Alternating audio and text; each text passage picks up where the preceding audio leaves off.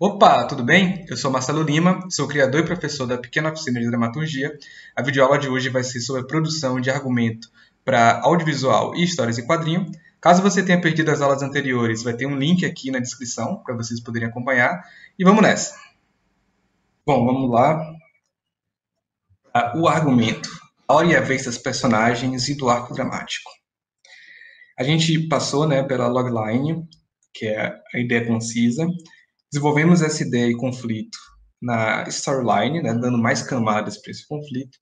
E agora no argumento a gente vai desenvolver toda a história. A gente já apresentou os personagens anteriormente, mas agora esse é o momento em que, quando a gente for contar a história inteira, tudo o que acontece e como os personagens eles se comportam diante de tudo o que acontece na história, como eles agem, inclusive, para provocar novas situações, é que a gente vai pegar esse pensamento que a gente teve de, eu quero que aconteça isso, eu quero que aconteça aquilo outro, e testar, né? O argumento ele é nosso laboratório de testes, porque é aquele ponto em que a gente vai ver se tudo que a gente pensou até agora pode se desenvolver realmente numa história que tem um certo volume de tamanho, né? Depende de como a gente do que a gente está pensando em fazer, e se tudo se encaixa, sabe? Se as cenas conseguem se unir de um modo que lá no final a gente entenda que fez sentido passar por esse início, por esse desenvolvimento, para chegar nesse final que eu tinha planejado. Beleza? O argumento ele é escrito em forma de prosa, tá? Ele é um texto mesmo, né, como se fosse um conto. E aí, se vai ser um pouco poético, você vai ser um pouco literário, isso cabe muito para o roteirista. O roteirista gosta de escrever de uma maneira bem seca mesmo, só o que acontece, para depois deixar essa poesia, essa verve mais poética mesmo, literária, para o roteiro, né, na hora de construir as ações, na hora de construir os diálogos, sobretudo. Mas isso depende muito da maneira como você vai definir trabalhar. O que é importante é, se você vai colocar falas ou se você vai dar um pouco de literariedade para o seu argumento no estilo poético, que isso tem a ver com a construção do tom que você está imaginando para a sua obra, tá? Isso tem que estar adequado, tem que contribuir. Se não vai contribuir, faz um argumento mais objetivo mesmo, tá? Inclusive, é esse destaque. O argumento ele não precisa ter ainda diálogos. Mas se você tiver uma ideia legal, se tiver alguma coisa bacana, registra isso no argumento que vai te ajudar lá na frente, certo? E é isso. O argumento, toda história, ações e reações de personagens. Eu coloquei a observação que normalmente é narrado de forma linear. O que é que significa? Se você vai ter uma história que começa pelo final, e você já tem essa ideia, tudo bem você colocar no seu argumento. Mas essa parte de organizar a história, onde cada evento vai entrar, fica normalmente para o momento da escaleta, porque a escaleta permite você visualizar como a história está coordenada, tá? Então, no argumento, se foca em construir tudo o que acontece. Isso é o mais importante. E aí, depois, se você for mexer, mudar a ordenação, a gente vai ter um momento específico para trabalhar isso, certo? Aqui é a fórmula que o doc comparado usa para poder definir o que é o argumento, ou sinopse longa, né, como a gente falou. É o que ocorre, ou seja, qual o principal conflito escolhido. Na verdade, os outros conflitos também têm que vir, tá, no argumento. Quando e onde ocorre, temporalidade e localização, a quem ocorre, personagens, e de qual forma, qual é a história. Ou seja, o que, mas quando, mais onde, mais qual. É isso que é o argumento. Quando observa que os outros conflitos têm que vir, é porque o que ocorre, o principal conflito, é que a questão principal da história é o que vai fazer as outras se desenvolverem, né? Então, o foco continua sendo na história principal, mas desenvolvendo essas coisas secundárias, porque no argumento você tem que desenvolver a história inteira, tá? A menos que você esteja trabalhando com histórias muito longas, como uma série, como um game gigante que tem um monte de caminhos, o argumento mais geral ele vai ser, talvez ele não dê conta dos outros conflitos, mas ele tem que dar pelo menos conta do que é central na história. Aqui, como a gente falou antes, né, o personagem é o coração do argumento, porque, como a gente já tinha apresentado e discutido antes, o assunto, o tema, ele vem da necessidade que o personagem tem na ação que ele desenvolve, ou seja, a gente mostra uma história de amor através de uma busca que o personagem tem por um amor, por uma emoção, por uma questão íntima, né, que vai mover ele na história, ou por uma questão que não é tão íntima assim, se o conflito for mais externo, certo? Mas é a partir do personagem que a gente vai organizando o argumento, a partir das ações e reações, somente do protagonista na história. Bom, o tamanho do argumento ele pode variar bastante. Quando a gente está tentando vender o projeto, a gente faz um documento chamado Bíblia de Venda, que ele tem as principais informações sobre o projeto, né? Fala dos personagens, fala do universo ficcional dessa história, E, normalmente, a gente está mandando esse documento para pessoas que têm pouco tempo para ler, né? Então, quando a gente está tentando vender esse projeto, ou inscrevendo em edital, o argumento ele pode ser mais curto, ter de 1 a 2 páginas, focando no que é mais central mesmo da obra, e seus possíveis desdobramentos no caso de séries, ou seja, quais seriam as próximas temporadas, quais seriam os próximos acontecimentos, né? Mas mais centrado na história central e um pouco menos nas histórias secundárias. Porém, que a gente chama de Bíblia de Roteirista, que é o documento que a gente faz a gente, né, enquanto autor, onde a gente coloca todas as fichas de personagem, logline, sinopse, tudo. Nesse documento, você não tem um limite de páginas, tá? Geralmente, quando você está trabalhando com produtos fechados em uma obra só, ou seja, que não são seriados, entre 5 a 10 laudas está um bom tamanho. Mas como você tem que desenvolver toda a história, talvez aí você possa ultrapassar essa quantidade, especialmente se você está fazendo um jogo que é mais longo, tem interatividade, enfim. Mas é isso. O importante é você desenvolver todas as histórias, mas você vai ter que ter uma noção do que você está produzindo. Se você está fazendo uma série, você pode desenvolver o argumento em etapas, talvez seja melhor. Então, você tem o argumento inteiro da primeira temporada e tem o argumento geral de todas as temporadas. Isso pode te ajudar a conseguir focar, né, em cada um dos documentos em conflitos diferentes, porque quando você está fazendo um argumento geral da série, você quer falar de todas as temporadas, por exemplo, você não vai conseguir nos conflitos pequenos, secundários, que você pode trabalhar no argumento só de uma temporada, tá bom? Então, da mesma maneira que eu falei da logline, você pode ter uma logline para a série toda, para a obra inteira, e você pode ter uma logline para um episódio, para uma revista, sabe, uma obra em quadrinho seriada, mesma coisa com o argumento. Cada história que você vai desenvolver, cada pedaço da história, você pode ter um argumento diferente para você, um texto diferente de argumento para você desenvolver. Mas nessa oficina, a gente está trabalhando com o argumento geral, certo? Então, a gente vai estar lidando com o arco dramático central.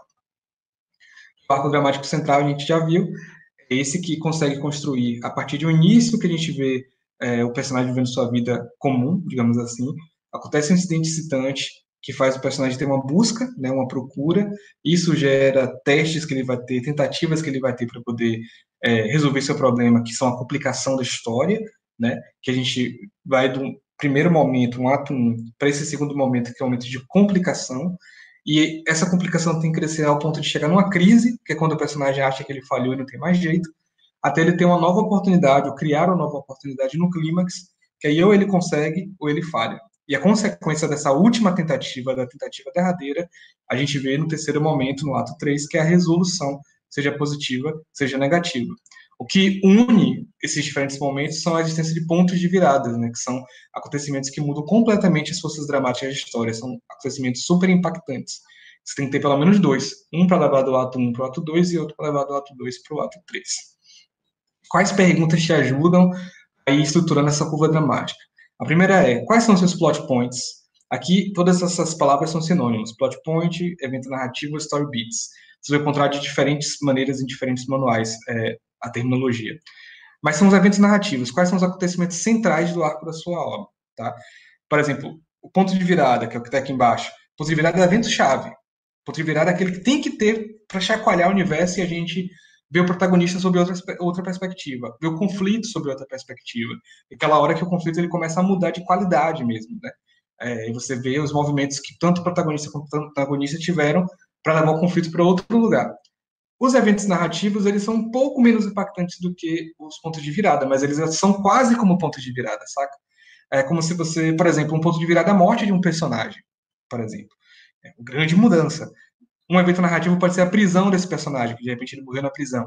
Então, ele ser preso é um evento narrativo impactante, mas a morte dele é muito mais, certo? Então, você primeiro tem que mapear essas coisas, tá? Quais são os seus eventos narrativos mais importantes, quais são os pontos de virada mais importantes. Bom, como é que a gente começa a pensar, né, e elaborar esses eventos narrativos e pontos de virada? Legal a gente voltar para a curva dramática clássica. A gente viu lá que tem 3 atos, né? E o segundo ato ele é como se fosse 2 atos em um, porque ele tem a complicação até chegar na crise. Então, aqui está listado, a gente tem no primeiro ato a apresentação da história, né, que é o evento narrativo por si, e o incidente citante, que vai ser um ponto de virada. Depois a gente tem uma tentativa de resolução e a complicação do conflito, né, no início do segundo ato. Ainda no segundo ato, a gente vai ter a nova tentativa de resolução, que também vai falhar, e uma crise, que vai ser um grande ponto de virada. E no final a gente vai ter o clímax, e uma resolução. Ou seja, só aí a gente tem pelo menos 8 eventos narrativos interessantes para a nossa história, sendo que desses 8 eventos, 2 são pontos de virada. Mas assim, aqui estou lançando esse método para a gente observar muito macroestruturalmente, tá? De maneira muito geral. E trazendo que é o mínimo para que a história tenha o mínimo de interesse. Na prática, a gente acaba trabalhando esse arco aqui narrativo, tá? O que é que ele tem? Ele tem 3 tentativas de resolução, certo? E aí, nesse arco é colocado que essas 3 tentativas formam a crise, né? A crise está acumulada lá na última tentativa, certo? Mas por que a gente fala de 3, né? 3 é meio que o número mágico dos roteiristas. Se você quer fazer uma história ser interessante, ou uma piada recorrente ser interessante, tente pelo menos 3 vezes, né? Colocar 3 acontecimentos. Nesse caso, uma história que tem um personagem buscando cumprir seu objetivo, é para que você coloque ele tentando pelo menos 3 vezes e falhando antes dele finalmente conseguir. E que cada tentativa e cada falha seja pior do que veio antes, tá?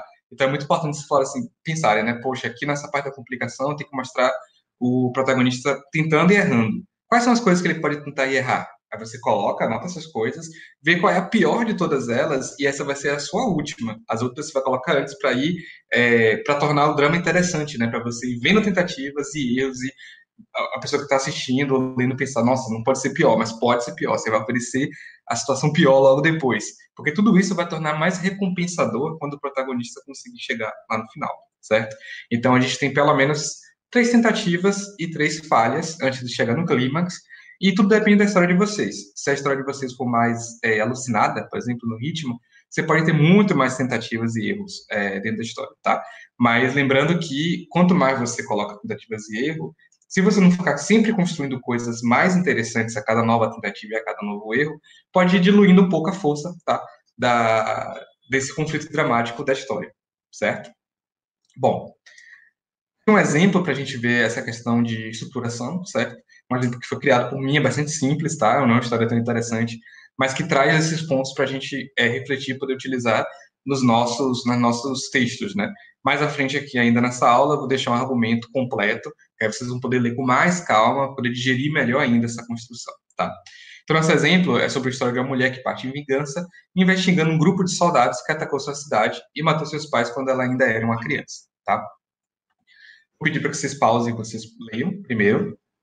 Bom, aqui nessa primeira parte, a gente já vê que a sugestão da história é que no ato 1 a gente tenha eventos narrativos que mostrem a vida dessa personagem antes da morte, e aí vem o conflito. Logo abaixo, a gente já vê a primeira tentativa de resolução, em que a personagem está quase matando, né, um dos ex-soldados que assassinaram a família dela, mas ela tem uma falha porque ela percebe que essa outra pessoa também tem uma família. Novamente, pausem, leiam. Aqui a gente está vendo basicamente tentativas de resolução, complicação do conflito e novas falhas. Percebam que nesse quarto ponto aqui, a complicação do conflito da personagem vem do arco do antagonista, porque o antagonista é pressionado a silenciar e matar ela.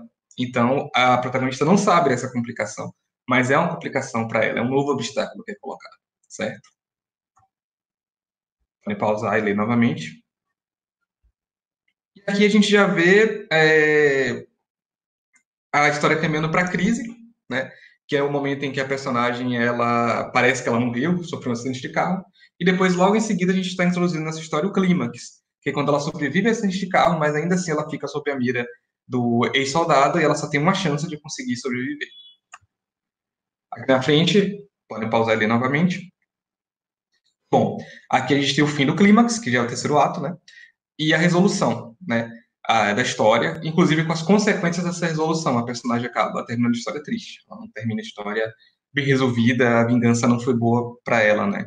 Ela fechou ali esse ciclo de sofrimento, mas há um sofrimento que ela vai carregar por toda a vida dela.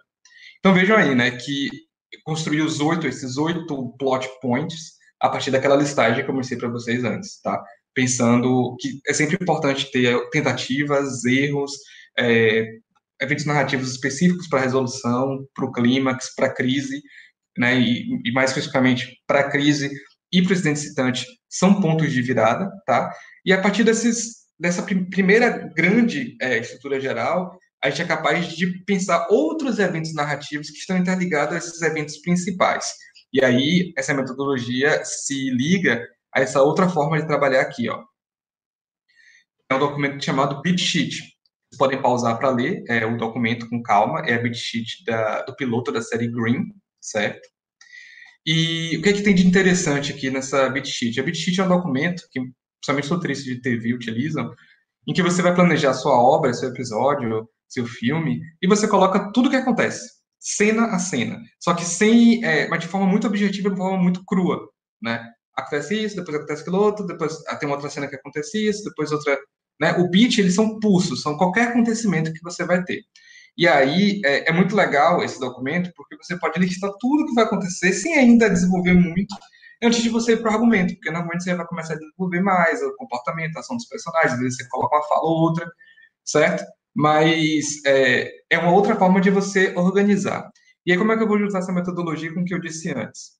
Nessa planilha que eu vou deixar aqui para vocês utilizarem como template de trabalho com vocês, se vocês quiserem utilizar, que é o seguinte, eu peguei aquela listagem daqueles 4 movimentos centrais, né, e as complicações, as tentativas, e inseri aqui nesse modelo de 30 bits, mas de que maneira?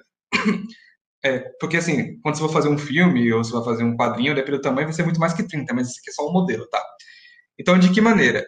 Eu dividi a quantidade de bit sheets pelo espaço que eu imagino que vai ocupar o ato 1, o ato 2 e o ato 3. Então, o ato 1, por exemplo, ele acaba ali no bit 6. 6 de 30, ele é 20% da história aqui nesse modelo. E aí vocês podem adaptar de acordo com a necessidade de vocês. E o que é que tem de importante aqui nesse modelo? A gente viu a complicação 1, que é o momento em que a personagem tenta realizar a vingança, tenta atirar no homem e não consegue. Mas percebam que aqui a complicação 1, ela vai do bit 7 até o bit 11. Por quê? Porque cada evento narrativo maior que você tem na história é acompanhado por outros eventos narrativos. Então, ela tem que descobrir quem é esse homem, ela tem que seguir esse homem, talvez ela tenha recebido essa pista de outra pessoa, talvez essa outra pessoa não queria que ela fosse atrás desse homem, e acaba brigando com ela, gerando talvez complicação para uma história secundária. Mas você tem que ir construindo outros momentos em torno desses momentos centrais, tá? Porque esses momentos centrais são aqueles momentos em que a gente fala que a história avança, né? A trama avança. Mas para chegar nesse ponto que a trama avança, você tem que ir preparando a cena, né? Colocando indícios e situações anteriores para tornar aquela cena ainda mais interessante.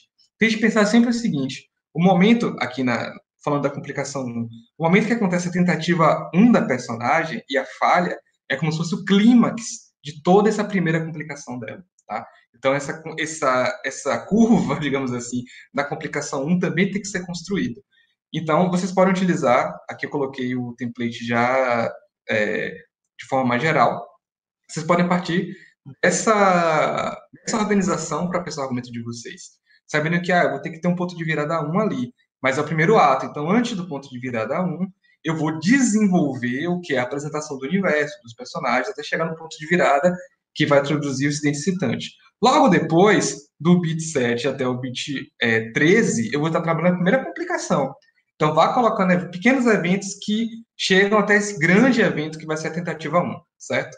Acho que dá para compreender assim, né? A gente tem que sempre pensar primeiro os macro-eventos e depois recheando de pequenos eventos, que nem sempre esses pequenos eventos são aqueles que vão avançar a trama, mas vão caracterizar os personagens, vão preparar para esse momento de avanço da trama, certo?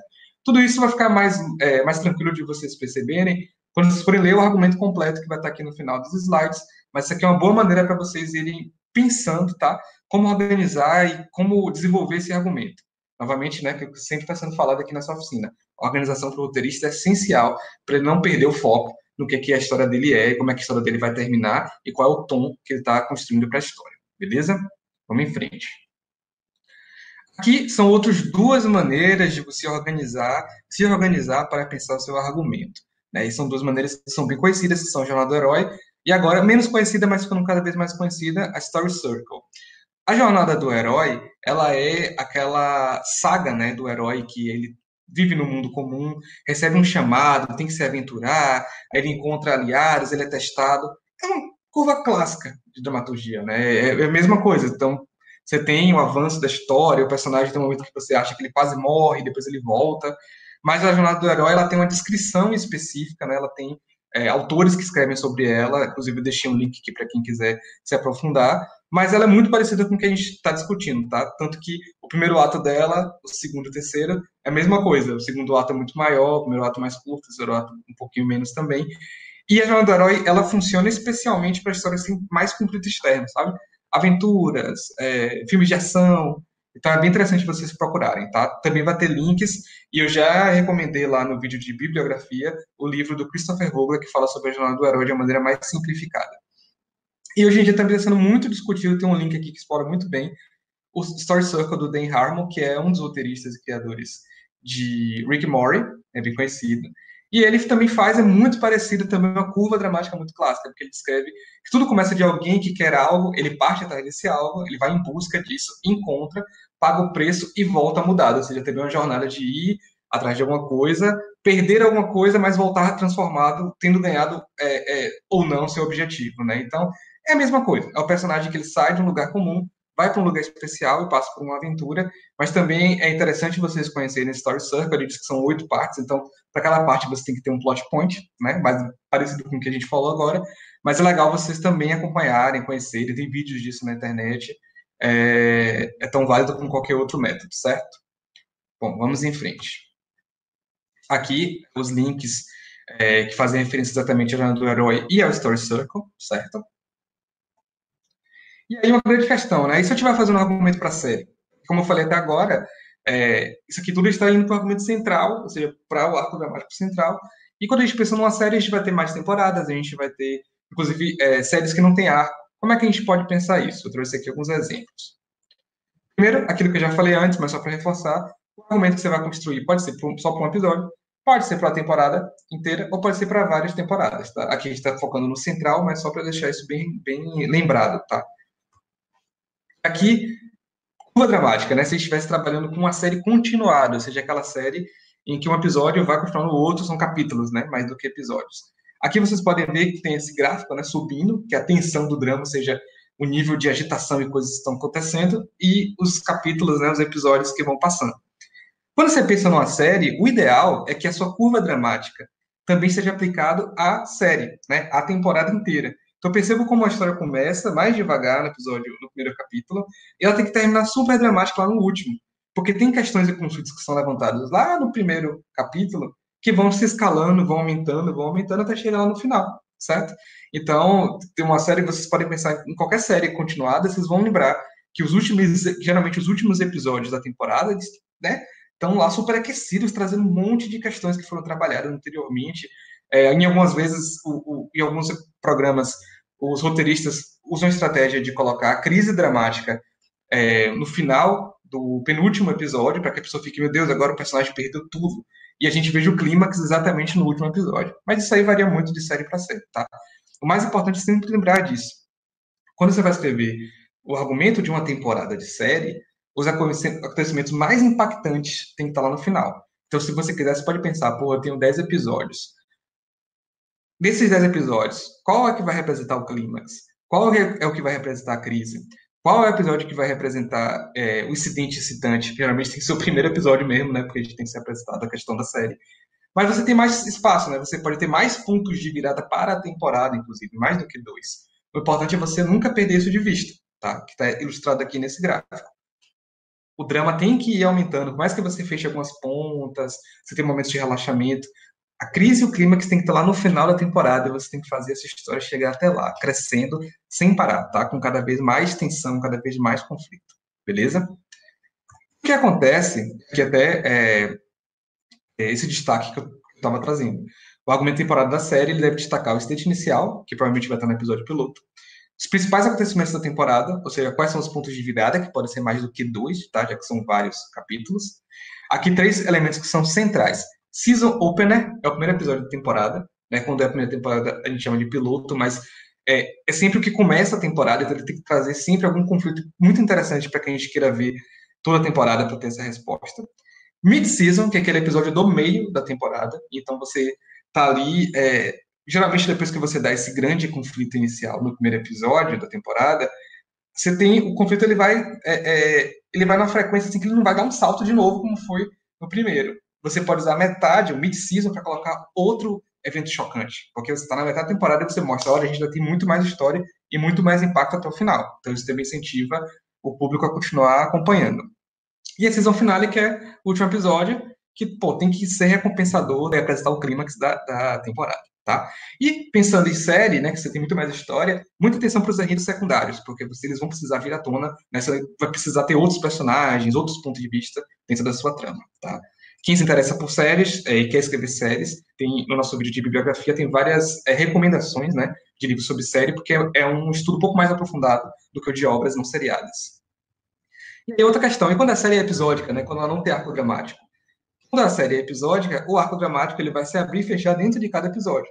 Né? Se pensa uma série como Bob Esponja, por exemplo, você vai ter todo episódio e vai fechar um arco dramático. Então ele não vai nunca subir e avançar, tá? Mas o que você vai escrever no seu argumento, se você tivesse que entregar um argumento? Você vai ter que procurar quais são os conjuntos de episódio. Mesma coisa que a gente discutiu lá em Storyline.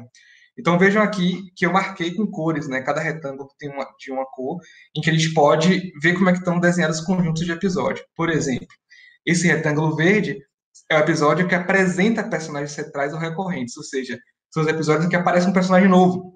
Que a gente, olha um personagem novo na trama que não tinha aparecido ainda. Mesmo que a trama seja episódica, aparece um personagem que nunca mais tinha aparecido. Ou você pode utilizar como tipo, tem um personagem, sei lá, tem aquela menina esquilo em Bob Esponja, ela não aparece em todos os episódios, mas você pode fazer, tem um conjunto de episódios onde essa personagem aparece. E aí você identifica, você faz sua curva dramática, né? Você faz esse desenho, esse diagrama para lembrar que na hora de escrever seu argumento você fala, olha, eu tenho 3 conjuntos de episódio nessa temporada, porque você está mostrando o motor, né? Lembra que eu falei do motor narrativo, né? A estrutura que se repete, tá? E aí vocês podem observar que o retângulo cinza, episódios que compartilham o mesmo tipo de conflito, seja externo ou interno. Então, tá aqui esse exemplo para vocês terem essa noção, tá?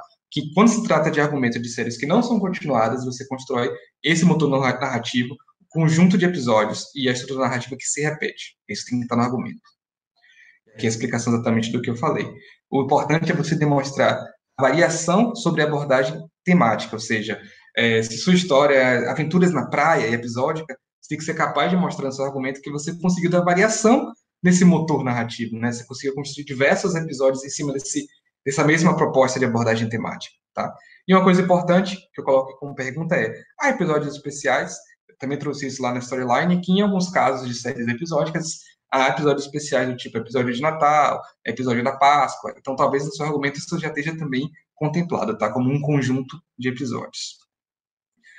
Aqui em frente, né, uma coisa que a gente não vai se aprofundar tanto, e aí, como é que a gente vai pensar argumentos para histórias não lineares, né? E aí, o maior exemplo são histórias de jogos de videogame que seguem caminhos diferentes, né? Que seguem diferentes escolhas. Nesse caso, o seu argumento ele vai ter que se ramificar, né? Porque você vai ter que falar que, em determinado momento, vai acontecer um evento narrativo que pode abrir para 2 caminhos. Aí você vai crescendo, você vai ter que, de algum modo, ir explicando esse caminho, essa lógica de jogo que vai estar dentro dessa história. Então, seu argumento ele vai ser um pouco mais complexo, tá? Então, eu vou deixar aqui, inclusive, links para quem quiser acompanhar isso e ler, porque a gente não tem espaço para aprofundar isso. Mas aqui só 2 exemplos de como como a narrativa pode ser diferente, né, em histórias não lineares.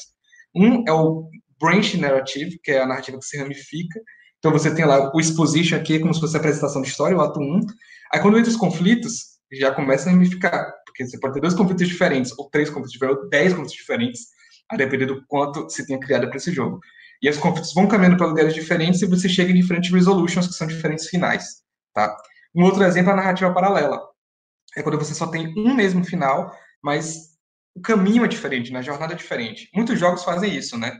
O final é o mesmo para todo mundo, mas você passa por lugares diferentes, ou você pega personagens diferentes, porque tem esse paralelismo que está sendo construído. Aqui eu vou deixar para vocês 2 links que são em inglês, né? Mas eles tratam exatamente de como pensar essas narrativas não lineares, beleza? Bom, e aí vamos fechando, né, com nossas dicas para escrita de argumento. Como sempre, mais verbos, menos adjetivos, ou seja, mais ação e menos descrição. Adequar o vocabulário a todo o projeto. E aí pensar algumas questões como: os personagens estão se desenvolvendo a partir das suas ações? O que eu quero dizer com isso? Os personagens estão sendo mostrados no argumento agindo e reagindo com comportamentos? Porque a gente tem que lembrar que o roteiro está sempre voltado para um produto que seja visualizável, né? Então a gente não vai ver os pensamentos do personagem como no romance, por exemplo. Então a gente tem que olhar para o argumento e pensar: os personagens estão bem caracterizados a partir do comportamento e das ações deles, a gente entende como é que eles pensam, a gente entende qual é o objetivo deles, isso tem que estar bastante claro no argumento. O argumento tem, dentre outras funções, desenvolver bem essa faceta psicológica dos personagens. Verifique se a curva dramática ou o motor narrativo está explícito e escreva a narrativa de forma linear. O que eu quero dizer com isso? Como eu falei agora, existem formas de narrativa não linear. Mas se você está indo para uma história mais convencional, pode fazer ela de forma linear, sabe? Contendo tudo o que vai acontecer. Porque a gente vai ter a seguinte fase, que é a fase da escaleta, que permite você mudar cenas de lugar, pensar outras formas de contar sua história, colocar flashback, colocar flash forward. Então, por enquanto, o foco é em desenvolver as ações e os personagens. Então, pode escrever de forma linear, tranquilo, tá? Porque o importante é você produzir sua história completamente. Aqui eu vou deixar para vocês um exemplo, né, de um argumento audiovisual que eu desenvolvi para HQ O Bicho que Chegou à Feira, que por si também já é uma adaptação do romance homônimo de Mano Sodré. Está completa aqui, vocês podem ir passando, parando e lendo, que é um exercício que é para vocês realmente, depois de tudo que a gente discutiu, perceberem se está tudo bem pontuado aqui nesse argumento. Né? A questão da localidade, da temporalidade, desenvolvimento dos personagens. Eu considero que é um bom argumento para que vocês possam refletir sobre como construir o argumento de vocês, certo?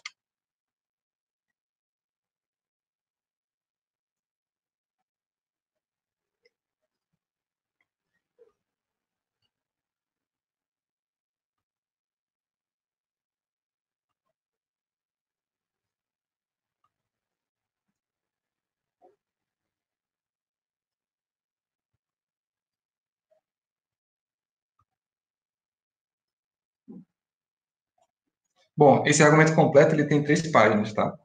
Então, lembrando que como esse material todo vai estar também no site, vocês podem baixar depois o slide e ler com calma lá também, certo? Alguns links interessantes para vocês lerem um pouco mais sobre o argumento. E, novamente, aqui deixo minhas redes sociais, o meu site, podem entrar lá, vai ter material, vai ter coisas auxiliares aqui que vão vocês se aprofundarem, certo? E, novamente, relembrar que a Pequena Oficina da Dramaturgia é apoiada através do edital 001-2020, Calendário das Artes, na 8ª edição da Fundação Cultural do Estado da Bahia. Bom, essa foi a nossa videoaula sobre argumento. Eu espero que você tenha gostado. Caso você conheça outras pessoas que se interessem por esse assunto, eu peço que, por favor, você compartilhe esse vídeo. Afinal, a oficina é gratuita e vai ser muito legal se chegar em mais pessoas. E a gente se vê agora na nossa próxima videoaula, que vai ser sobre a escaleta. Um abraço!